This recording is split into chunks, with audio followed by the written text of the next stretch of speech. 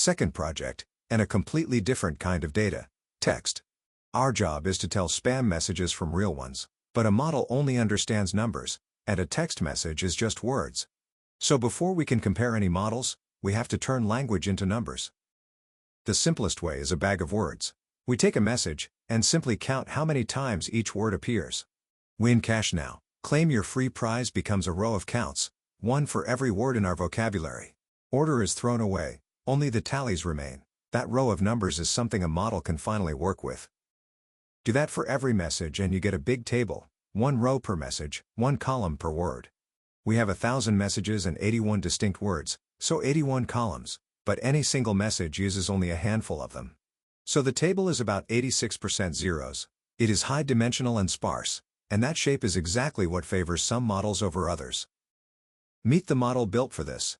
Naive Bayes. It learns, for each word, how spammy it is.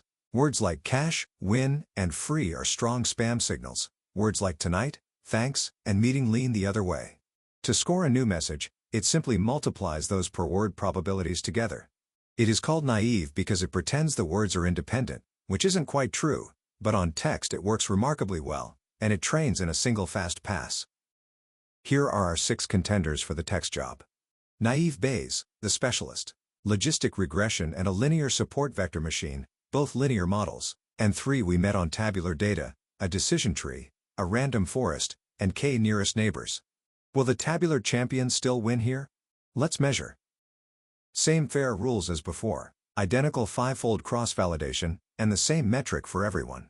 Because spam is the rarer, costlier class, we score with the F1 measure on spam, which balances catching spam against not flagging real messages. 1 yardstick, applied to all. And the bars tell a very different story from the tabular project. Naive Bayes, logistic regression, and the linear support vector machine all cluster at the top, near 0.9. But the decision tree and k nearest neighbors collapse, barely above 1/2. The random forest recovers only partway. On text, the specialists win and the tabular champions fall. Why the reversal? It comes down to that sparse, high-dimensional shape. A decision tree splits on one word at a time, but with 81 words and almost every value 0, any single word tells you very little. The tree needs a huge, deep structure just to make progress. K nearest neighbors has it even worse. When nearly every feature is 0, all messages look about equally far apart, so nearest stops meaning anything.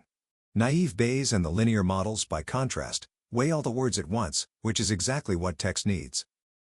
And there is a second reason Naive Bayes is the classic first choice: speed.